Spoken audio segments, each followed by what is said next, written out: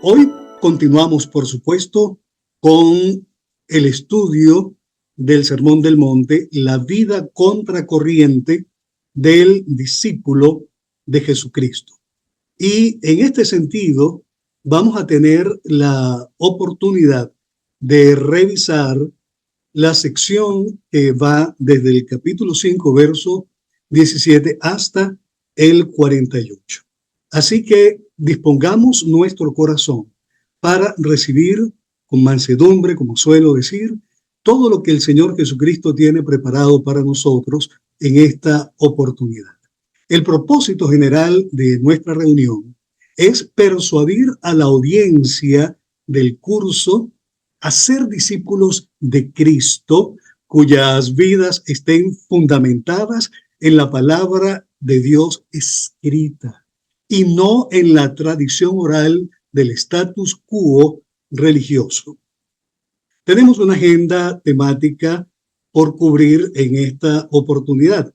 En primer lugar, la introducción al encuentro académico, el número 2. Segundo, la afirmación número 3, que es la que nos corresponde, en la perspectiva contextual del discurso, el Sermón del Monte. Cristo y la ley, continuidad y discontinuidad. Interpretación de las leyes, el modelo de Jesús. En quinto lugar, principio subyacente en el mandamiento no matarás. En sexto lugar, el principio subyacente en el mandamiento no cometerás adulterio. En séptimo lugar, principio subyacente en el mandamiento ojo por ojo y diente por diente. Y por último, el principio subyacente en el mandamiento amarás a tu prójimo como a ti mismo. Vamos a pensar en la realidad del discípulo en el día de hoy. Aquí estamos usted y yo, somos discípulos de nuestro Señor Jesucristo.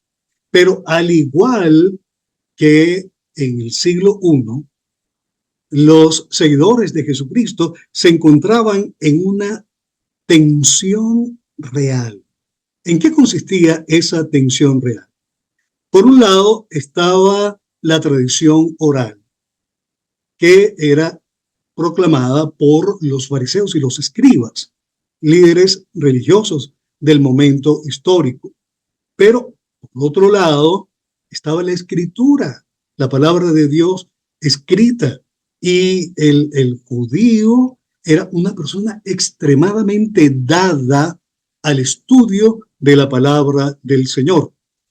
Así que desde el siglo I hasta el presente, todos los seguidores de Jesucristo nos encontramos en esta tensión real. ¿Qué seguir? ¿Seguimos la tradición oral o seguimos la escritura? Pero ¿cómo puedo diferenciar entre la tradición oral y la escritura? Es que son tan parecidos y hay exponentes tan extraordinarios que seguimos en las redes sociales y que estamos pendientes de sus exposiciones bíblicas para escucharlas con avidez. ¿Cómo diferenciamos entonces?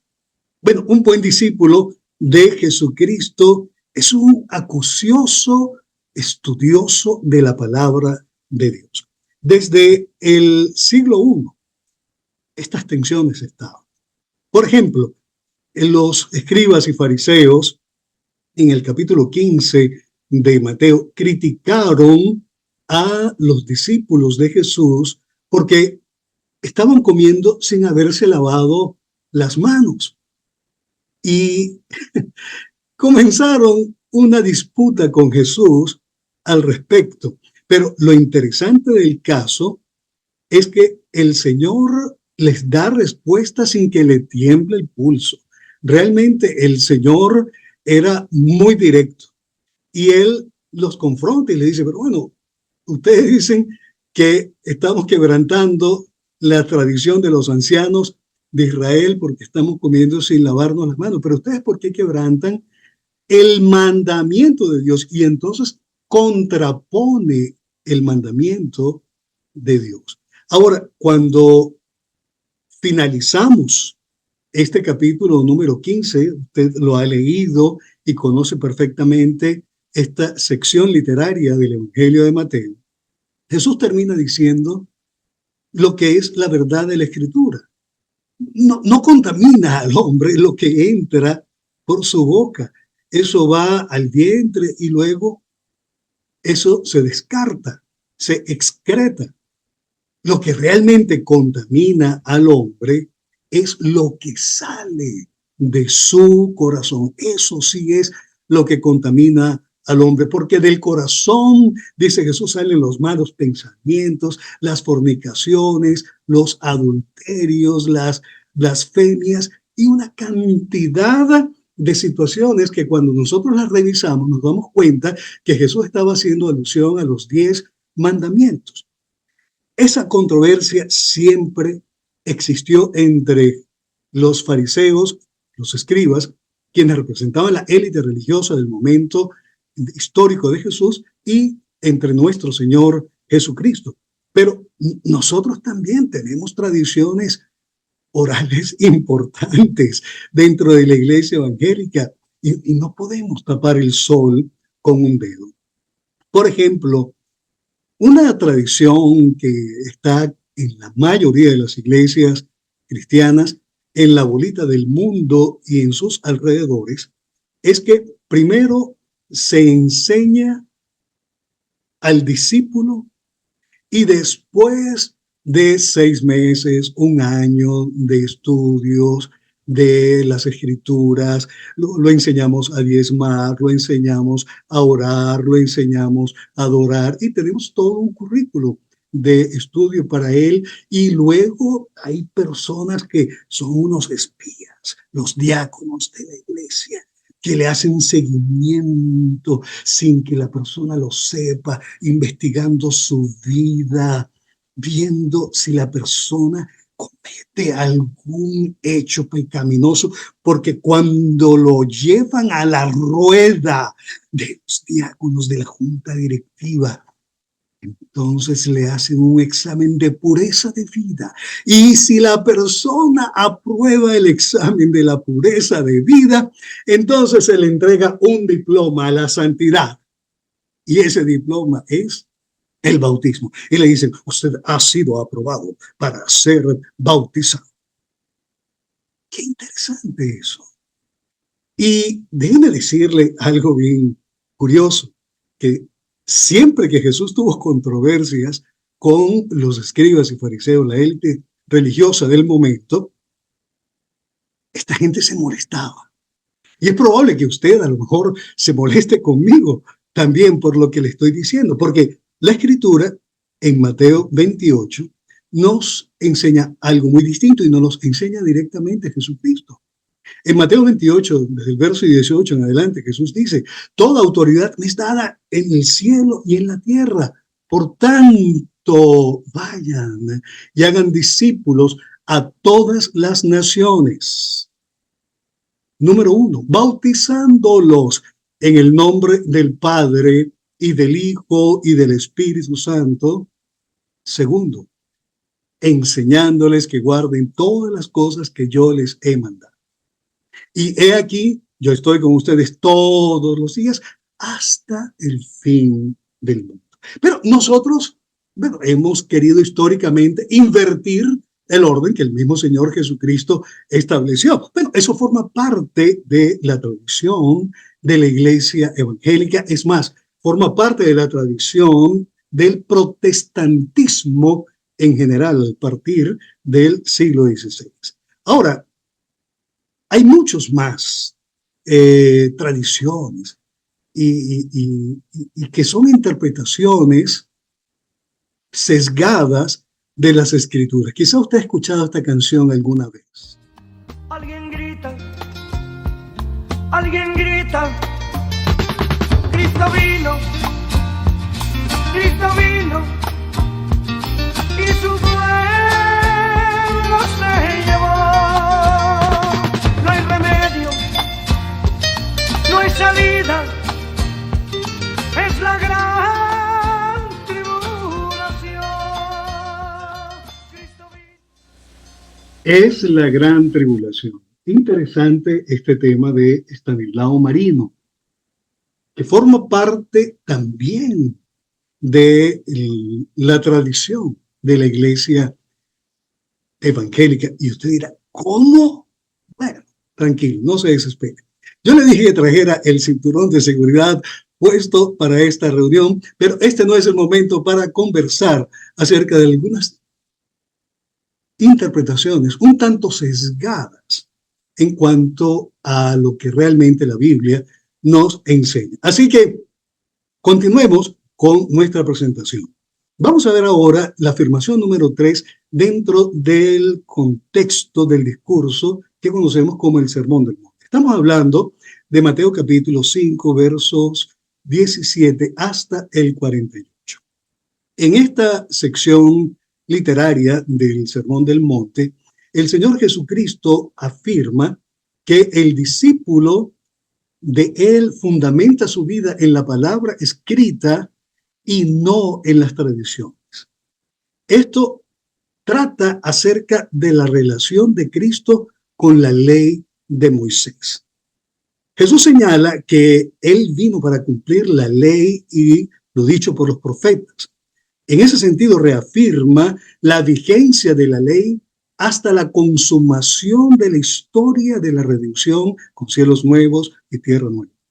La mala interpretación de la ley y su consecuente enseñanza trae serias consecuencias y el discípulo está llamado a superar la vida de fe de la élite religiosa para heredar el reino de Dios. De allí que Jesús desestima a la tradición oral alienante de la fe y realza la palabra escrita con 6 ejemplos relacionados con el amor al prójimo dentro del contexto de la ley. Ahora bien, el contexto anterior tiene que ver específicamente con la segunda afirmación que presenta Jesús en el Sermón del Monte. Él afirma que el discípulo de Jesucristo es sal de la tierra, es decir, preserva su entorno de la contaminación del pecado. Pero si la sal pierde su sabor, en otras palabras, si el discípulo se consubstancia con el entorno en cuanto a las prácticas pecaminosas, como está sucediendo actualmente con la comunidad LGBTIQ+, que se ha metido en cierto sector de la iglesia y ya tenemos pastores gay, por ejemplo, en la iglesia metodista en la ciudad de Bogotá, está el primer pastor gay latinoamericano. Y cuando la iglesia que está llamada a preservar el entorno de las prácticas pecaminosas se consubstancia, se hace uno, se mimetiza con el entorno, dice Jesús que ya no sirve para nada, que era para ser echado fuera y ser pisoteada por los hombres. Pero también dice Jesús que somos la luz del mundo. Si es bien cierto que por ser sal denunciamos los antivalores de la sociedad contemporánea, también es cierto que al ser luz mostramos el camino correcto por el cual nosotros, los seres humanos, necesitamos andar. Pero lo interesante de estas dos metáforas que utiliza el Señor Jesucristo, sal de la tierra y luz del mundo, es que solamente aquellos que tienen el perfil que Jesús ha descrito en las bienaventuranzas, aquellos que son pobres en espíritu, aquellos que lloran por sufrir, por la opresión en la que se encontraban, aquellos que son mansos, aquellos que tienen hambre y sed de justicia, aquellos que son misericordiosos, aquellos que son pacificadores, aquellos que son de limpio corazón, aquellos que son perseguidos por causa de la justicia. Esta gente que tiene este perfil son los que están calificados para ser la sal de la tierra, preservar a su entorno de la presencia del pecado por la denuncia de los antivalores con respecto al reino de Dios, pero a la vez mostrar el camino. Esto es gracia, anuncio del pecado o denuncia del pecado y el anuncio de la gracia redentora y transformadora del Señor. Pero solo aquellos que tienen el perfil del discípulo de Jesús descrito en las bienaventuranzas son quienes estamos calificados para poder cumplir con el rol de sal de la tierra, denuncia del pecado, luz del mundo, anunciar la gracia de Dios para mostrar el camino por el cual debemos conducirnos. El contexto posterior de toda esta sección literaria del capítulo 5, verso 17 al 48, es Mateo capítulo 6, versos 1 al 18. Tiene que ver con la cuarta afirmación. El discípulo de Jesús, dice nuestro Señor Jesucristo, su justicia, su vida de fe, su piedad, la vive en intimidad con Dios para que Dios lo recompense en público. Cuando entendemos este flujo literario, entonces podemos comprender el propósito literario de la sección que nos corresponde estudiar en esta oportunidad. El propósito básicamente es: Jesús pronuncia esta sección del discurso para establecer a la Escritura como el centro de la vida de fe del discípulo, dejando muy claro que la sana interpretación, la enseñanza y la obediencia a la Escritura es la clave para ser transformados y para heredar el reino de Dios. Así que esto es el propósito que Jesús tuvo al presentarnos esta sección literaria. Ahora, ¿qué nos aporta esta sección literaria a todo el Sermón del Monte? Eso es algo que en realidad tiene un peso importante desde el punto de vista hermenéutico, porque nos permite saber qué aporta cada sección, en particular esta que nos corresponde estudiar, a todo el Sermón del Monte en conjunto. Y en este sentido, podemos decir que esta sección literaria del Sermón del Monte establece a la Escritura como el centro de la vida de fe del discípulo de Cristo. Todas las afirmaciones restantes del discurso giran alrededor de la Escritura. No se puede ser un discípulo con el perfil que Jesús delinea en el Sermón del Monte si no hay apego a la Escritura, que es viva y eficaz, más cortante que una espada de doble filo. No se puede ser sal de la tierra y luz del mundo, denuncia del pecado y anuncio de la gracia de Dios redentora y transformadora si no hay apego a la Escritura. No se puede vivir la piedad desde el punto de vista de la intimidad con Dios si no existe apego a la Escritura. No puede haber dependencia genuina a Dios en medio de las circunstancias difíciles desde el punto de vista socioeconómico si no hay apego a la Escritura. No se puede vivir una relación fraternal de amor con los hermanos y nuestros congéneres si no hay apego a la Escritura. Y no se puede tomar la decisión de obedecer a Dios, por difícil que sea la voluntad de Dios, si no existe apego a la Escritura. Entonces, el aporte que hace esta sección literaria, todo el sermón, es fantástico, es extraordinario, porque simple y llanamente la vida del discípulo gira en torno a la Escritura. Y cuando esto es una realidad en nosotros, hay transformación en nuestro ser. Y eso es el propósito de la Escritura en nuestra vida. La Escritura no es para hacer ensayos escolásticos, gimnasia intelectual, para que las personas puedan ver cuánta Escritura nosotros manejamos, cuán expertos podríamos llegar a ser en el manejo de la Escritura. No, olvidémonos de eso.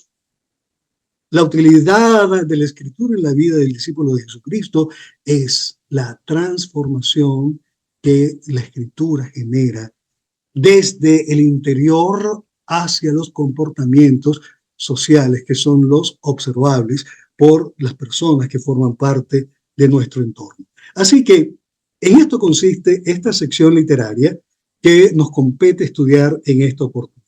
Ahora vamos a revisar a Cristo y la ley. Esta es una parte sumamente interesante y espero que todos podamos comprenderla como si fuésemos niños de 5 años. De 5 años. Jesús define la vigencia absoluta de la ley.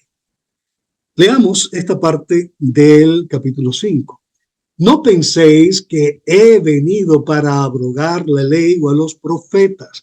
No he venido para abrogar, es decir, abolir y darle incumplimiento, sino he venido para cumplirla. Porque de cierto os digo que hasta que pasen el cielo y la tierra, ni una jota, que es la letra más pequeña del alfabeto hebreo, ni una tilde, que es cualquier marca que puede tener una palabra, pasará de la ley hasta que todo se haya cumplido. Entendamos esto. Jesús comenzó su ministerio en Galilea, en la región de la tribu de Zabulón y de Neftalí, una región portuaria, Capernaum, el norte de Israel, en la provincia de Galilea. Y comenzó a llamar a su equipo de trabajo y anunció que el reino de los cielos se había acercado, razón por la cual la gente tenía que arrepentirse. Inmediatamente venía a la mente de la persona que escuchaba eso, que Daniel capítulo 2 ya había llegado el cumplimiento, que del monte se había cortado una roca que había caído sobre los gobiernos humanos y había desmenuzado los gobiernos humanos. El reino de los cielos se había hecho presente. Y comienza Jesús a demostrar los poderes del reino de Dios. Y comenta Mateo que le comenzó a seguir gente de todas, pero de todas partes. Cuando Jesús vio que mucha gente le estaba siguiendo, entonces él se apartó y en el capítulo 5, verso 1, dice que subió al monte y sus discípulos se acercaron a él. Pero ante tanta popularidad que tenía Jesús, tanta gente que le seguía, de tantos followers que tenía Jesús, que si hubiesen existido las redes sociales en aquel momento histórico como es el caso de hoy, bueno, seguramente tendría millones de seguidores nuestro Señor Jesucristo. Pero esa gente que le seguía probablemente tenían la expectativa y seguramente la élite religiosa que no estaba allí por seguirlo porque ya sabemos que no es así, sino que era para espiarlo. Pensaban que un líder de la magnitud de Jesús vendría a refrendar la tradición oral y sustituir a la palabra escrita por la tradición de los ancianos de Israel, Shammai y Gilel, para aquel momento histórico del siglo I. Y entonces Jesús, permítanme la expresión popular, les dice, no se vistan, que no van.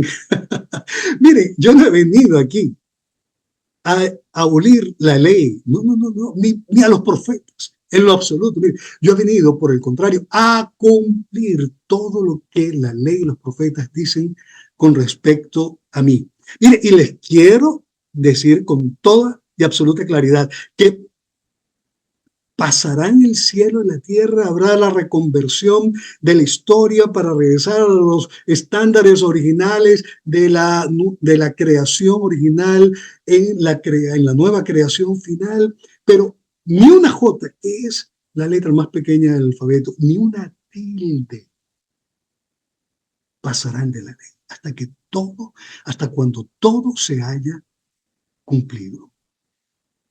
Establece la vigencia de la ley. Ahora, ¿cómo es esto, Jesús?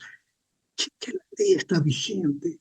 No dice Pablo por allá en la carta a los Efesios que agarró el acta de decretos que nos era contraria y la clavaste en la cruz.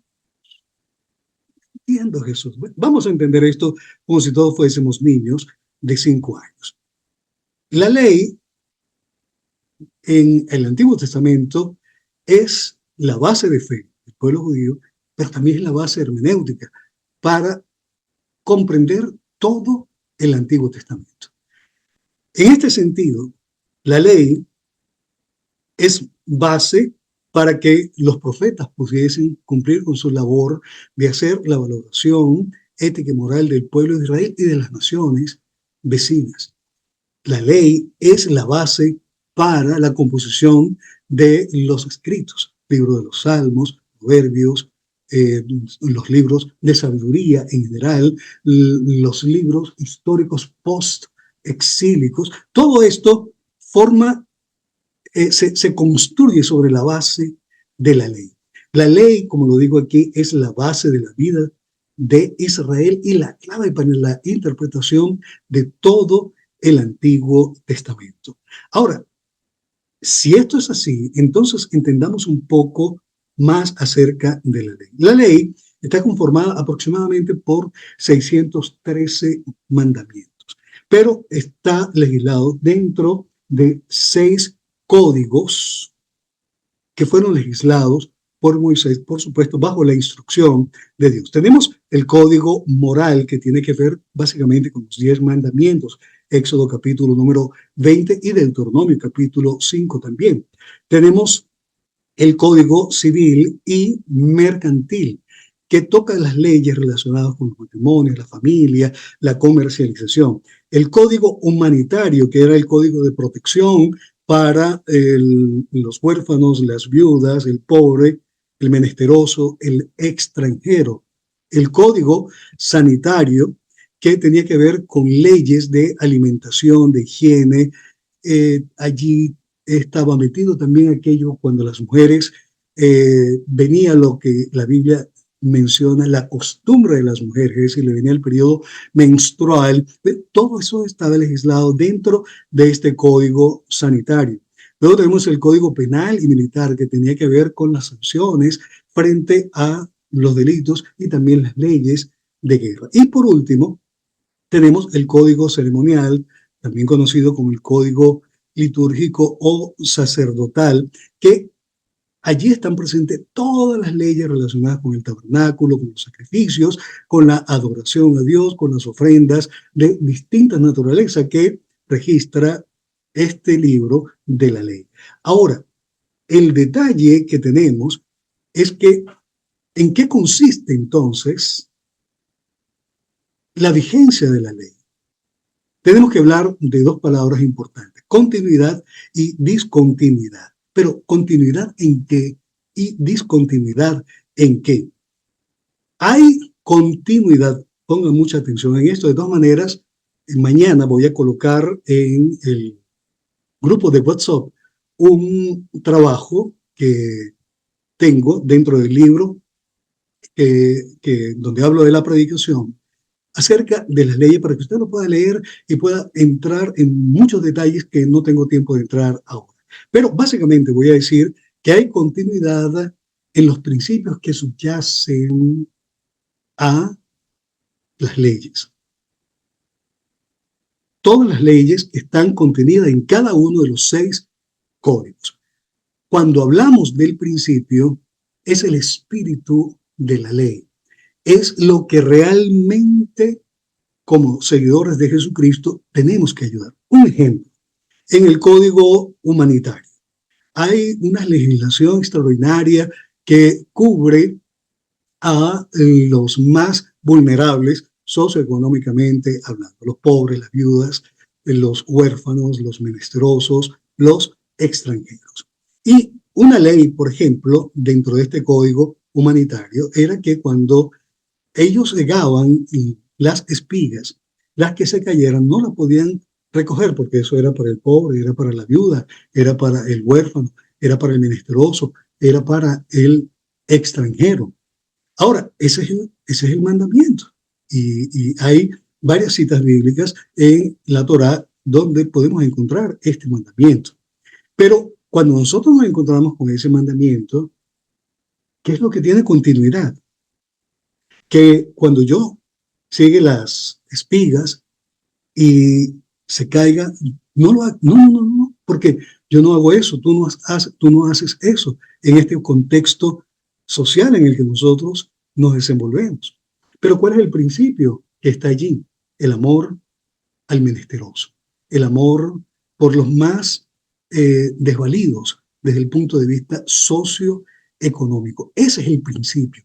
Eso tiene continuidad hasta el día de hoy, y cuando ocurran cielos nuevos y tierra nueva, que exista el fenómeno de la reconversión de la historia y se regrese a los estándares originales de la primera creación, hasta ese momento estará vigente este principio que subyace en el mandamiento de espigar y dejar caer y no recoger, que básicamente tiene coherencia con el principio general de este código sanitario. Entonces, cuando hablamos de continuidad, estamos hablando de continuidad en el principio que subyace a los mandamientos que conforman cada código legislado.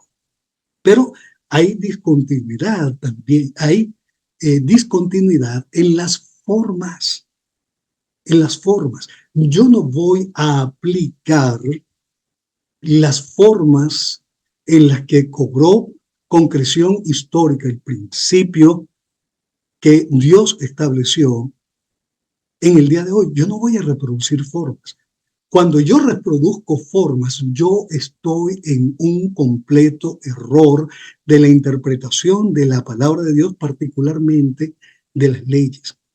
Cuando yo reproduzco la danza hebrea en mi contexto occidental, creyendo que la danza sacrosanta y la música sacrosanta es exclusivamente la judía, porque era la música con la que el pueblo de Israel adoraba a Dios, yo estoy cometiendo un grave error, porque me estoy enfocando en la forma y no en el principio de la adoración a Dios.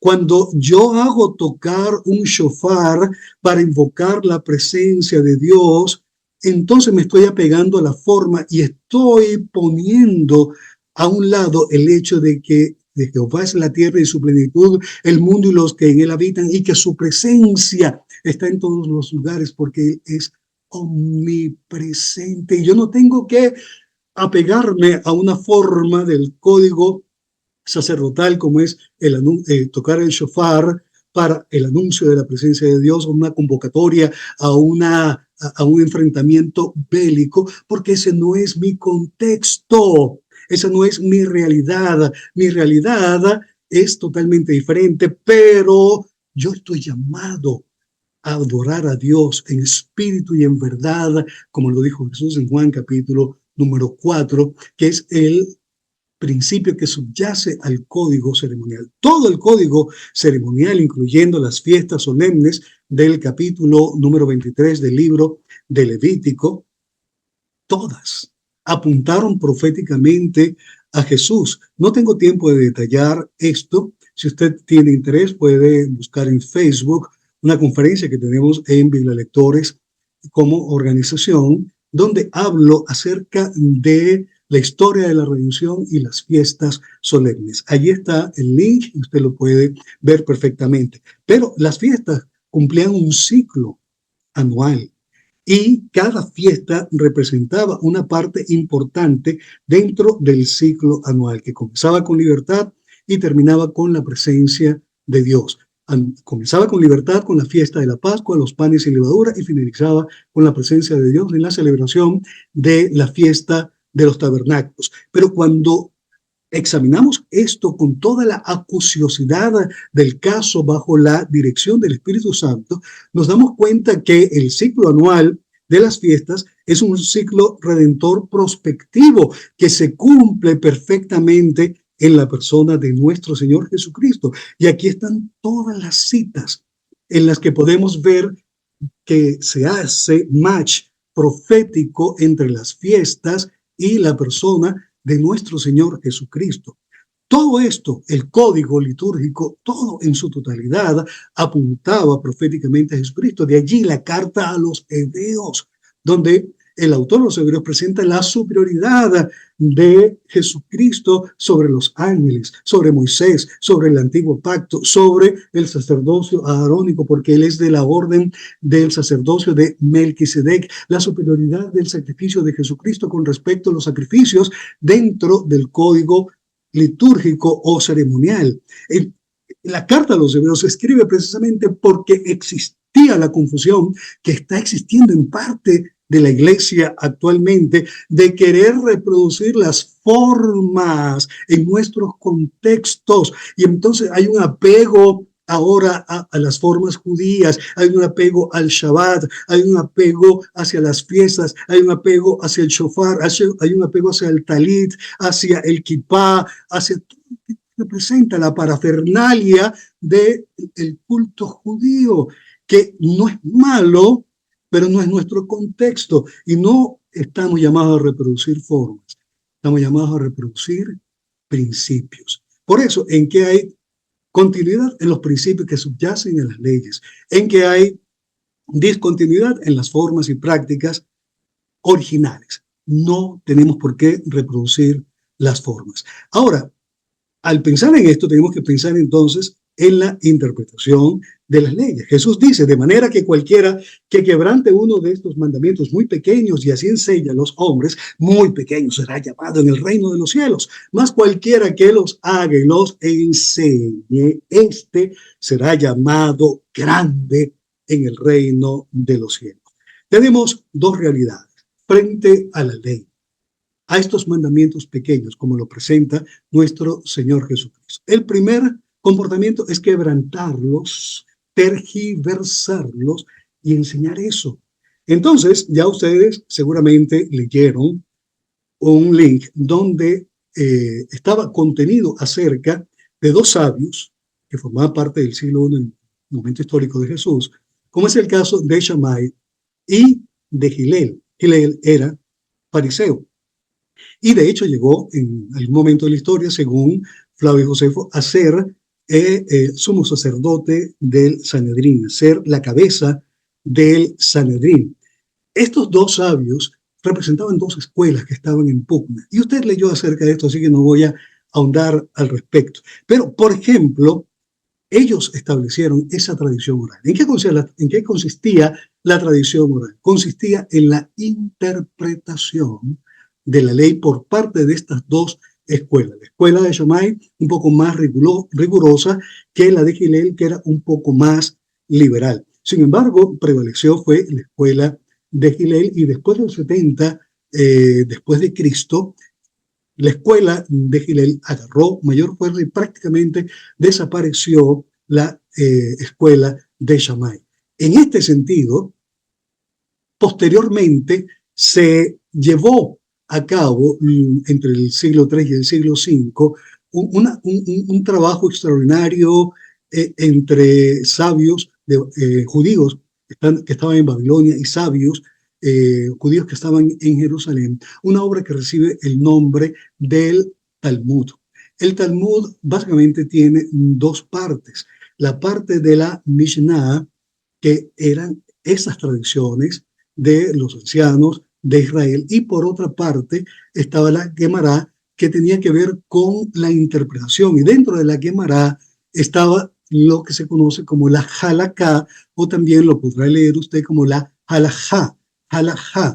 Ahora, en el momento de Jesús, esto que estoy refiriéndome del Talmud, finalmente termina en el siglo V después de Cristo, pero la tradición oral circuló de manera oral. Por ejemplo, la Biblia simplemente decía que guardarás el día de reposo, que no harás ninguna obra en él, porque en 6 días creó Dios los cielos y la tierra, y el séptimo día descansó. Pero entonces, ¿qué habían hecho estos sabios? Interpretar el mandamiento con relación al Shabbat, y establecieron 39 prohibiciones. Entre esas 39 prohibiciones estaba el hecho de que no se podía cocinar, no se podía cegar, no se podía sanar enfermos, y por eso criticaban a Jesús. Cuando Jesús, aunque no pertenece al Evangelio según Mateo, escupió e hizo lodo y untó en el ciego, en los ojos del ciego, allí en Juan capítulo 9, bueno, estaba prohibido amasar dentro de estas 39 prohibiciones con relación al día de reposo, y por eso critican a Jesús, porque amasó barro. Entonces, ¿qué ocurría? Los fariseos y los escribas eran los exponentes de la tradición oral. Jesús dice, cualquiera que quebranta y enseña estos mandamientos, y se estaba refiriendo a estas escuelas y a sus exponentes, los escribas y fariseos. Dice, será llamado muy pequeño, insignificante, no tiene nada que aportar en el reino de Dios, porque su contenido no es un contenido transformacional.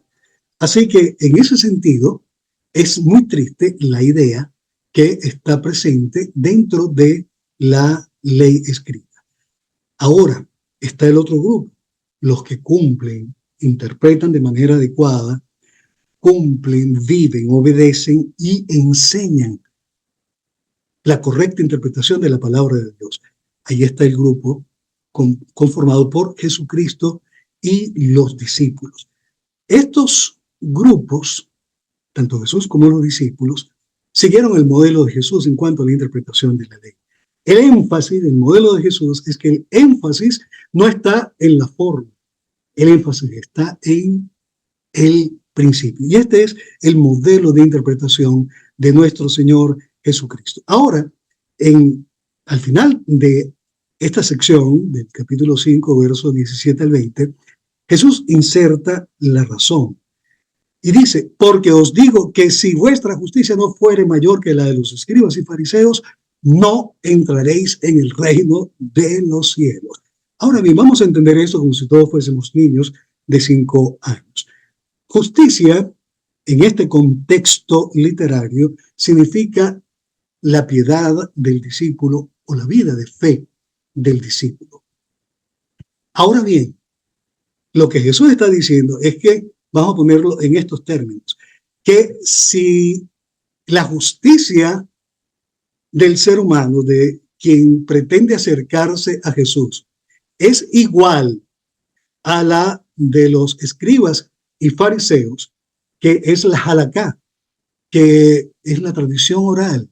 Si su justicia está fundamentada en la halaká, que equivaldría a ser igual a la vida de la élite religiosa, la cual está fundamentada en la tradición oral también, ese era el nombre que recibía, halaká, la ley del camino, dice Jesús que hay consecuencias.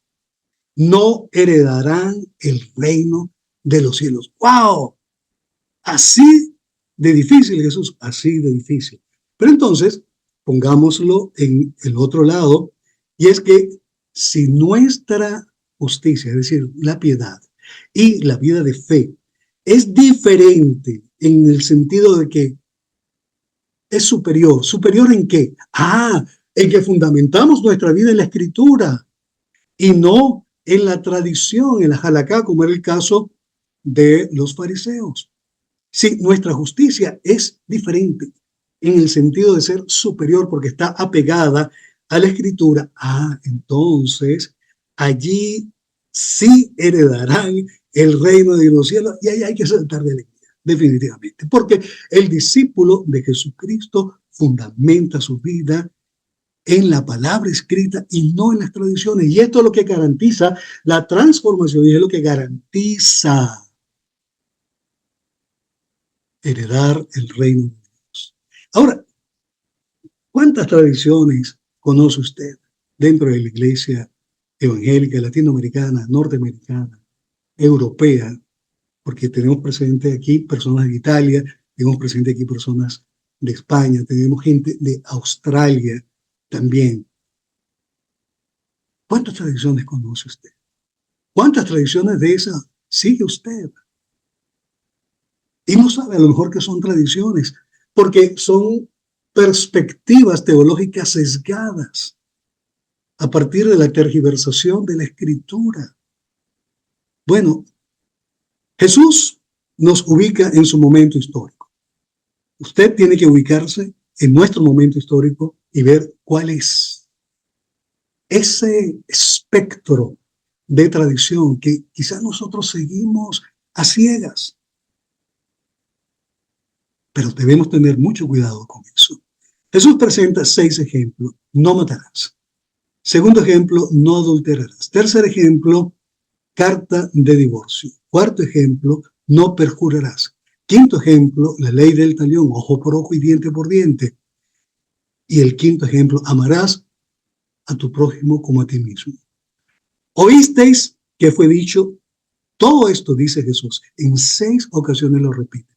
Pero yo les digo. Vamos a entender 4 de estos ejemplos porque el tiempo no nos permite para más. No matarás. En este ejemplo, ¿cuál era el problema de la tradición? Yo pedí, por favor, que ustedes leyeran esta parte del discurso con tiempo porque no tenemos oportunidad de leer todos los textos. Entonces, tenemos que avanzar y yo asumo que usted hizo su parte de leer esto. Pero, ¿cuál era el problema exactamente de la tradición oral? Que el enfoque estaba en el acto físico. Estos ancianos habían interpretado que si yo no cometo el acto físico de quitarle la vida a una persona, yo estoy cumpliendo el mandamiento. No importa si yo tenía rivalidad y no le hablaba a otra persona, eso no importa. Porque lo que es importante es que no cometa el acto físico de quitarle la vida a una persona. Ahora Jesús dice, ya, un momentito, ustedes oyeron que se dijo esto. Recuerda que esa fórmula, oyeron que fue dicho, no se refiere a la palabra escrita, aunque sea exactamente igual, no matarás. Detrás de eso está todo un componente de interpretación que era la halakha, que era la tradición oral. Ellos se circunscribían al acto físico nada más. Pero ¿cuál es el principio subyacente? Entonces Jesús nos lo va a decir. Jesús dice, pero yo os digo. Ese pero yo os digo no significa una nueva interpretación de la ley. No caigamos en ese error, como a veces hemos escuchado. Cuando Jesús dice, pero yo os digo, Jesús se va a referir al principio subyacente al mandamiento, al espíritu de este mandamiento, desde cuando Dios lo legisló en Éxodo, el capítulo número 20. ¿Cuál es ese principio? El solo enojarte contra alguien, tu hermano, lo plantea Jesús, te convierte en un homicida. Y Jesús hace una progresión increciendo. El que se enoja será culpable de juicio. El que le dice necio será culpable ante el concilio. El que le dice fatuo, una ofensa grave para el momento histórico, quedará expuesto al infierno. Jesús pone el mandamiento en su justa dimensión desde la perspectiva del principio que lo subyace. Ahora, frente a esta realidad, entonces Jesús plantea una línea de acción. ¿Cuál es esa línea de acción? Número 1, resuelve tus diferencias fraternales antes de adorar. Si vienes al altar y vas al servicio de adoración, oh Dios, aleluya, y allí te acuerdas que alguien tiene algo contra ti, no, ni siquiera que tú tengas algo en tu corazón contra alguien, sino que te acuerdas que alguien tiene algo contra ti y seguramente has cometido alguna ofensa contra esa persona y por eso esa persona tiene algo contra ti. Si te acuerdas, hey, para eso allí, para la adoración. Yo no recibo esa adoración. Olvídate del tango que ya Gardel murió. Deja. Lo prende en el altar. Y ve y reconcíliate con tu hermano. ¿Por qué? Porque Dios no recibe adoración cuando tenemos conflictos. Cuando llevamos en nuestro corazón algunos muertos a los que les hemos hecho la señal de la cruz. Y digo, para mí estás muerto. No. Jesús dice que ya eres un homicida. eres culpable de juicio. Y Jesús, más adelante en este mismo sermón de la montaña, en la parte de la oración, dice que si no perdonamos a nuestros hermanos sus ofensas, Dios tampoco nos perdonará nuestras ofensas.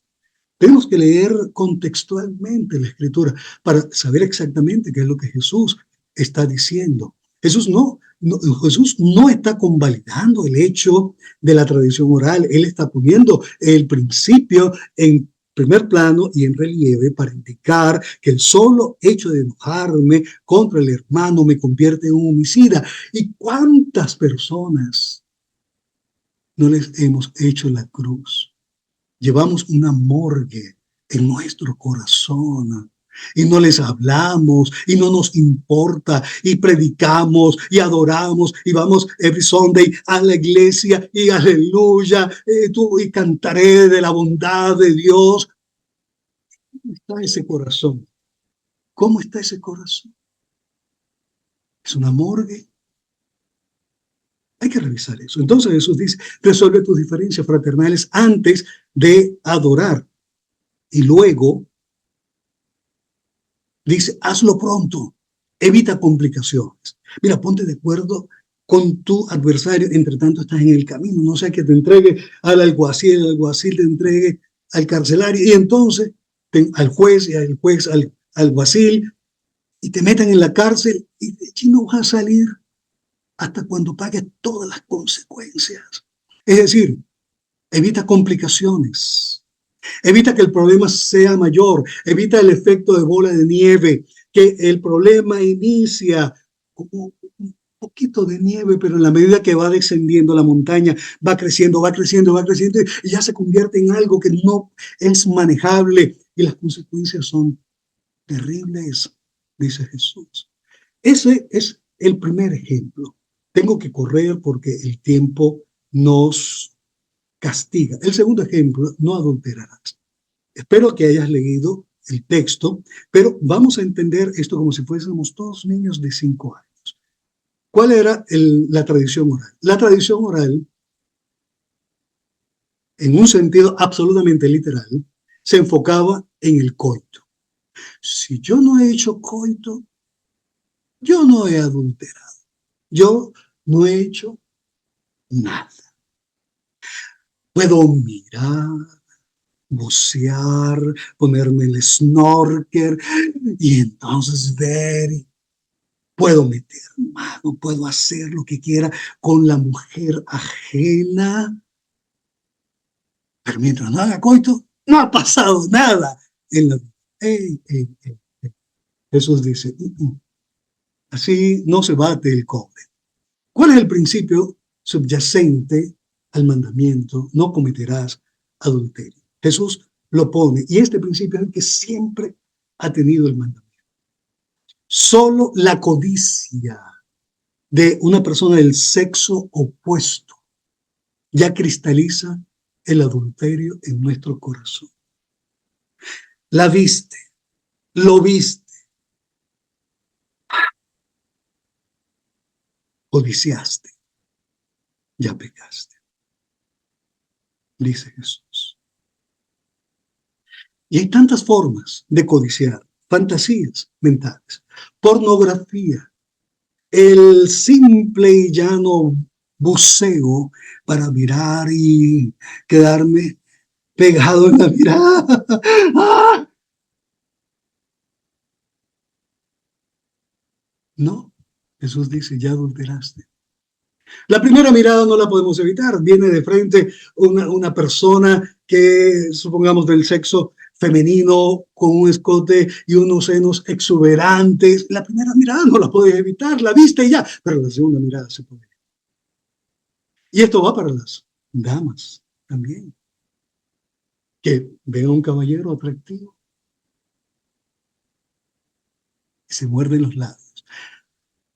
Eso también ocurre en las mujeres. Jesús dice, ya adulteraste en tu corazón. Entonces, ¿cuál es la línea de acción? Por lo tanto, dice Jesús, entonces es tomar medidas drásticas e inmediatas. Las construcciones verbales aquí, en el texto griego son formidables. Y hablan de inicio, pero repentino e inmediato. Y Jesús dice, si tu ojo te es ocasión de caer, no pierdas tiempo, sácalo. Si tu mano te es ocasión de caer en el adulterio, porque primero se ve, después se quiere tocar, corta tu mano derecha.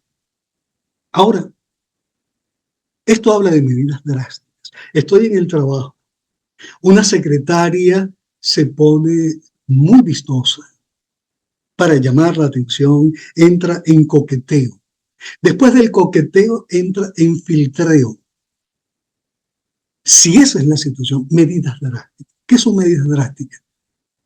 O despides a esa secretaria con todo el dolor de tu alma, o renuncias tú a tu cargo como gerente en la organización.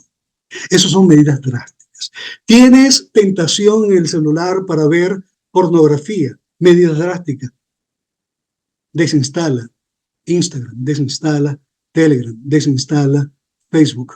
Medidas drásticas e inmediatas. Eso es lo que Jesús está presentando aquí.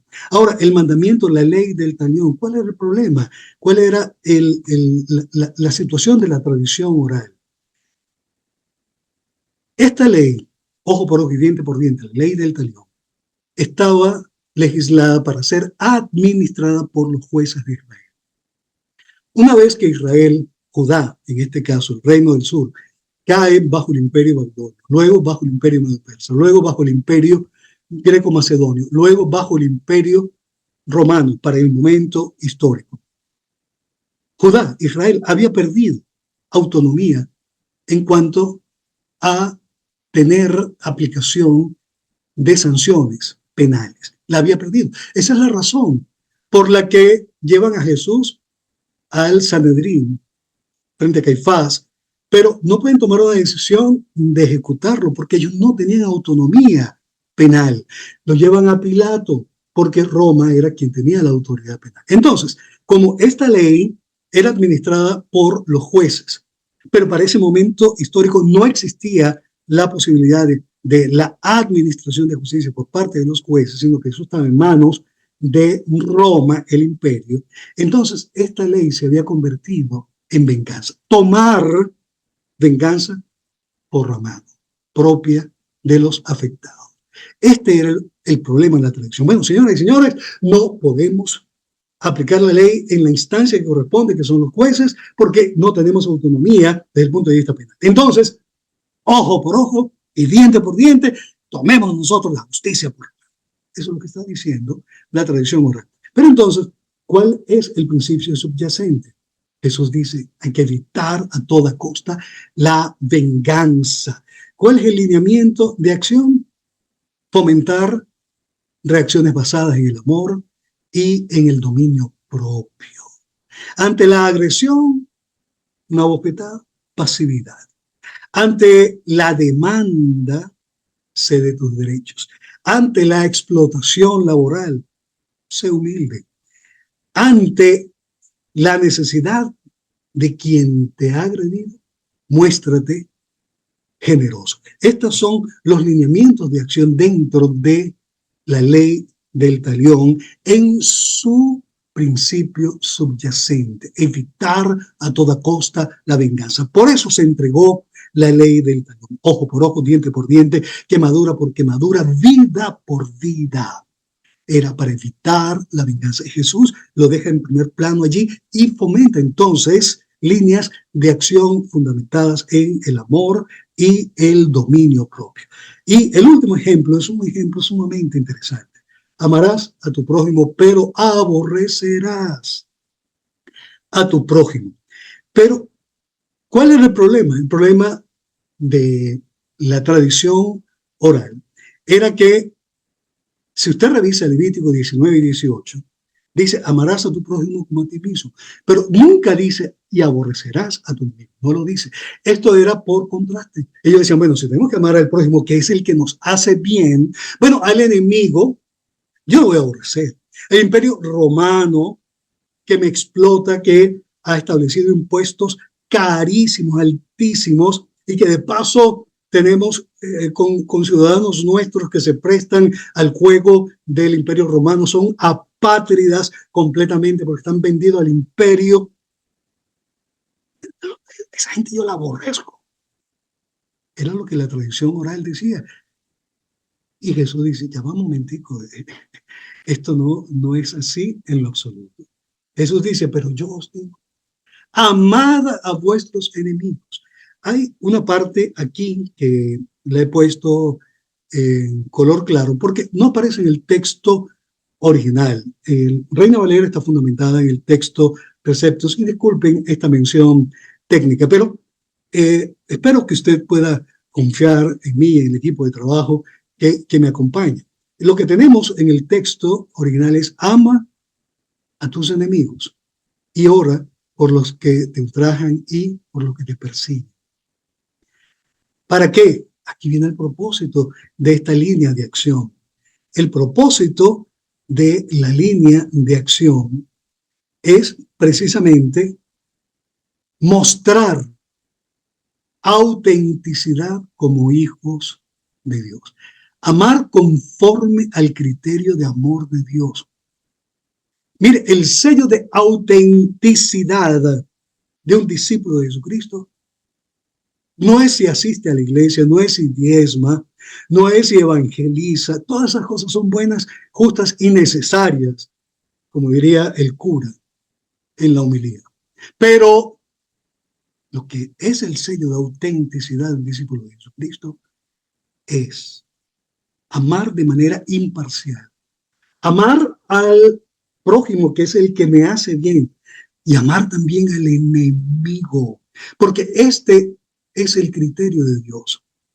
Dios hace salir el sol sobre justos e injustos, hace llover sobre malos y buenos, o al contrario, hace salir el sol sobre buenos y malos y hace llover sobre justos e injustos. Disculpen mi dislexia. Pero lo cierto del caso es que Dios no hace discriminación. Dios ama a todos por igual. Dios ama a María Corina Machado y a Edmundo González como ama a Nicolás Maduro, como ama a Diosdado Cabello. Y sobre ellos hace salir el sol y hace llover también. Todo el sistema de los gobiernos humanos, todos están fundamentados en un sistema antidios.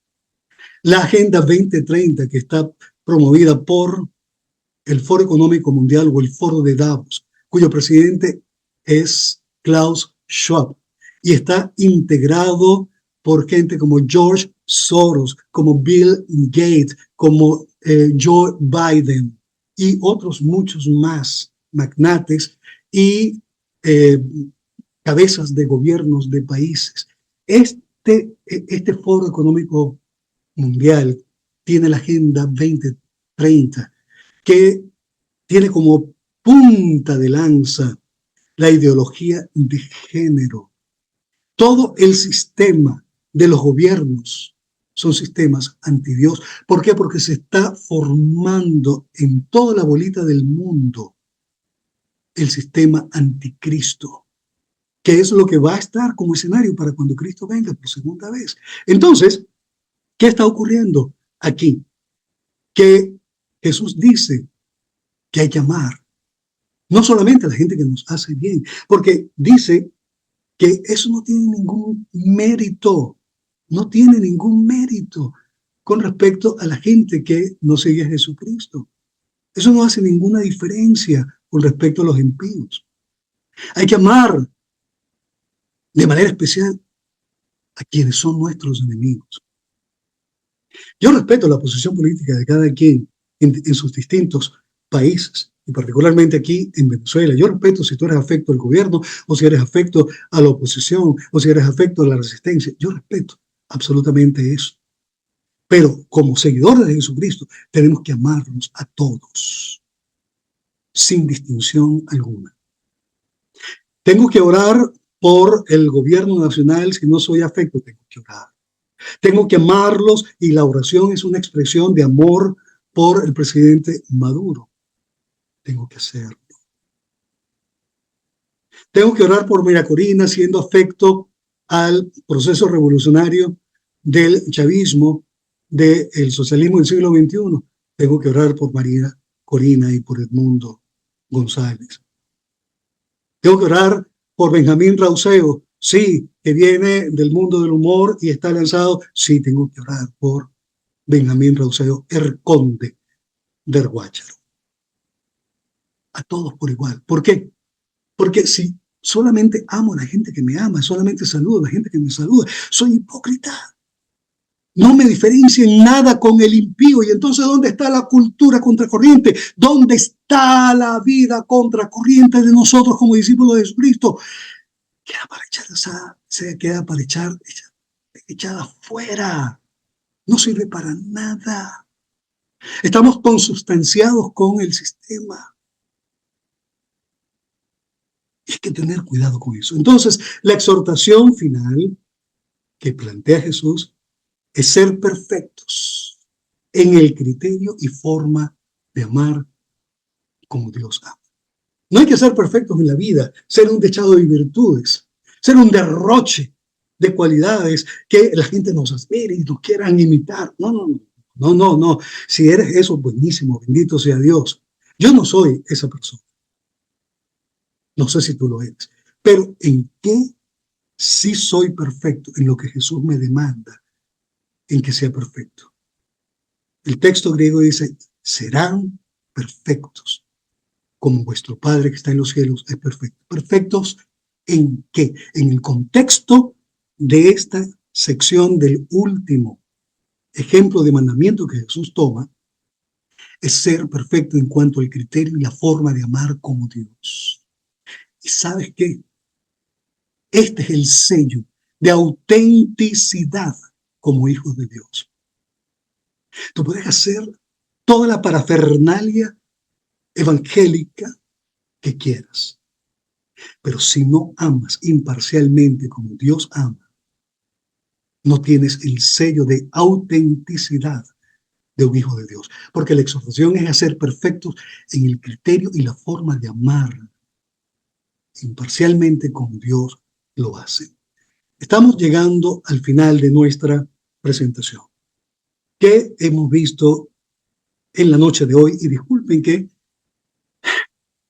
el tiempo nos sobrepasó. Estamos en una tensión real, tú y yo, desde el siglo I, como discípulos. Aquí tenemos la tradición evangélica, la hay. No tienes idea cuánta tradición evangélica hay. Dentro de ciertos sectores de la iglesia evangélica, mujer, no puedes usar pantalón, no puedes maquillarte, no puedes colocarte accesorios, no puedes cortarte el cabello, no te puedes rasurar los vellos de las piernas, de las axilas. Una verdadera santa sierva ungida del Señor es una batata pelúa. ¿Por qué? No podemos ser uno con el mundo. No te puedes usar pantalón, tienes que usar falda. No puedes dejarte crecer la barba porque no es propio de un hijo de Dios. No puedes ir al cine. Tantas cosas. Pero eso son cuestiones menores. Y por otro lado tenemos la atención de la Escritura. Pero tenemos un problema hoy. Y es que poco se enseña la Biblia de verdad, en las iglesias. Tristemente, es más el discurso emocionalista, es más el discurso psicológico, es más el discurso de bienestar, es más el discurso del reino. Soy un hijo del reino, soy una hija del... Yo soy un empoderado, aleluya. Y entonces elevan en una burbuja irreal de la vida de fe.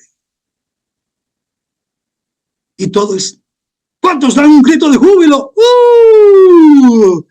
¿La escritura dónde queda? Hay pocas iglesias en la bolita del mundo, en sus alrededores, que enseñan la escritura de verdad. Esto ocurría en el tiempo de Jesús. Vemos el caso de capítulo 12 del Evangelio de Mateo. Estaba allí criticando a los discípulos porque estaban recogiendo espigas en el día de reposo. Y Jesús finalmente dice, mire, perdónenme, el Hijo del Hombre es el Señor del del día de reposo. Entonces, ¿qué ocurre? Tenemos muchas tradiciones. Al principio escuchamos esta canción que vamos a poner un minutico y pido permiso para continuar, para finalizar ya la conferencia. Alguien grita, alguien grita, Cristo vino, Cristo vino, y su pueblo se llevó. No hay remedio, no hay salida, es la gran tribulación. Es la gran tribulación. Aquí tenemos el texto donde Jesús habla de esto. Esto es de Mateo capítulo 24, verso 15 al 21, pero solamente coloqué una selección. Por tanto, cuando veáis en el lugar santo la abominación desoladora de que habló el profeta Daniel, el que lee, entienda. El problema es que no hemos leído, por eso no entendemos. Forma parte de la tergiversación de la tradición evangélica, de la que habló el profeta Daniel. El que lee, entienda. Entonces, los que estén en Judea, huyan a los montes. Luego sigue describiendo algunas situaciones Jesús allí y llega al verso 21 y dice, porque habrá entonces gran tribulación. Oiga bien, cuando veas en el lugar santo la abominación desoladora, huye, porque habrá entonces gran tribulación, la cual no ha habido desde el principio del mundo hasta ahora, ni la habrá. Bueno, si nosotros somos obedientes a Jesús, tenemos que hacer lo que Él nos dice. Necesitamos leer a Daniel. En el capítulo 12 de Daniel, en el 9 también se habla de esto, pero por la referencia que Jesús hace de la gran tribulación, tenemos que pensar que necesariamente Jesús está refiriendo al capítulo 12 del profeta Daniel. En aquel tiempo se levantará Miguel, el gran príncipe que está de parte de los hijos de tu pueblo, y será tiempo de angustia, gran tribulación, cual nunca fue desde que hubo gente hasta entonces. Mira, exactamente las mismas palabras que está citando Jesús. Pero en aquel tiempo será libertado tu pueblo, todos los que se hayan escritos en el libro de la vida. Verso 11. Desde el tiempo que se ha quitado el continuo sacrificio hasta la abominación desoladora, cuando vean en el lugar santo la abominación desoladora, desde el tiempo que se ha quitado el continuo sacrificio hasta la abominación desoladora, habrá 1290 días. Eso equivale a 3 años y 6 meses. Luego el verso 12 tiene una bienaventuranza extraña. Bienaventurado el que espere y llegue a 1335 días. Bueno, ¿cuál es el problema de la tradición evangélica? Que no hemos leído, no le hemos hecho caso a Jesús. Porque Jesús dijo, el que lee, entienda. Vamos a entender esto como si todos fuésemos niños de 5 años, porque esto es la Escritura. En los primeros 14 versículos del capítulo 24 de Mateo, Jesús presenta señales, principios de dolores. Luego presenta la segunda señal determinante, que es el cese del sacrificio continuo, pero lo presenta en términos de la abominación desoladora. Esto nos estamos ubicando aquí en Daniel, porque él nos mandó a leer Daniel. Y dice, desde el tiempo que se ha quitado el sacrificio continuo, aquí está, y hasta la abominación desoladora, aquí está, transcurrirán ¿cuántos? 1200 días. Justamente, ponga atención, A nosotros nos han dicho que la gran tribulación son 7 años, que corresponde a la semana 70 profética de Daniel, capítulo 9. Pero note las palabras de Jesús. Cuando ocurra en el lugar santo la abominación desoladora, aquí está. Cuando ocurra esto, Jesús dice, huyan. ¿Por qué? Porque entonces vendrá gran tribulación. Mire, amigos, nos han enseñado una tergiversación terrible como parte de la tradición evangélica dentro de un concepto teológico que se llama el dispensacionalismo, que es lo que prevalece dentro de la iglesia evangélica a nivel mundial. Nos han enseñado que este tiempo es gran tribulación. 3 años y medio de paz y luego 3 años y medio en el que se va a manifestar el anticristo. Y nos han enseñado que esto es la gran tribulación. Eso es mentira. Eso es halakha evangélica. Porque Jesús dice que después de la abominación desoladora, hay que huir, porque habrá entonces gran tribulación. ¿Cuándo comienza la gran tribulación? En el día 1291. Viene una bienaventuranza extraña. Bienaventurado el que espere y llegue a 1335 días. ¿Cómo es eso, Daniel?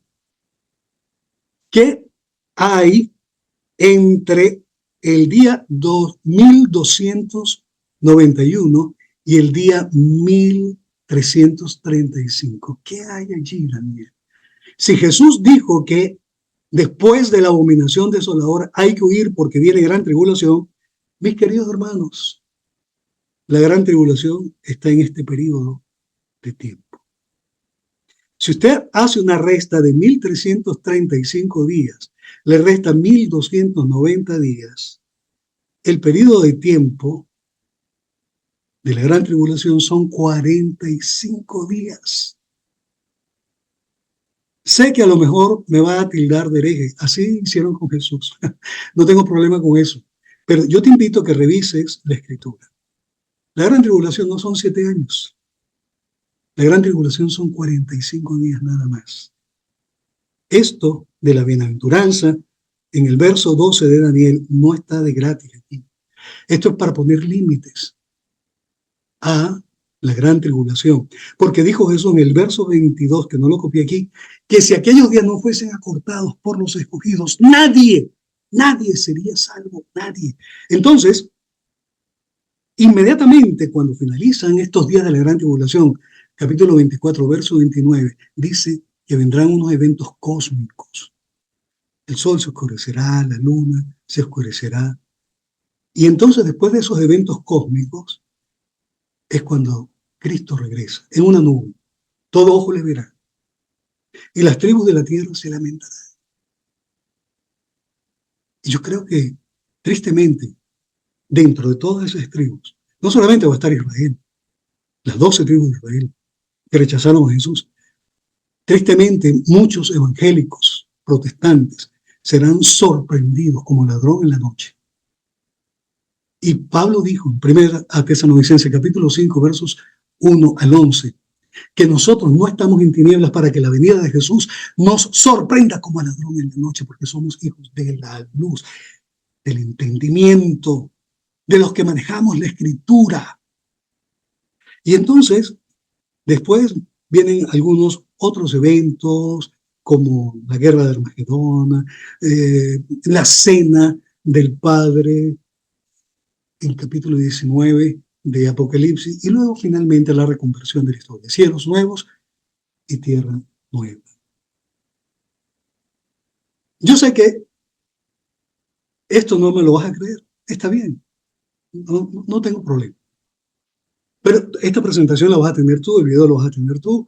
Revísalo, ora, estúdialo y te darás cuenta que definitivamente esta es la verdad bíblica frente a la tradición oral de los ancianos de Israel y de la iglesia evangélica en el día de hoy. Gracias por tu atención. Pido disculpas por haberme excedido. Era un material muy extenso, pero bueno, sigamos adelante.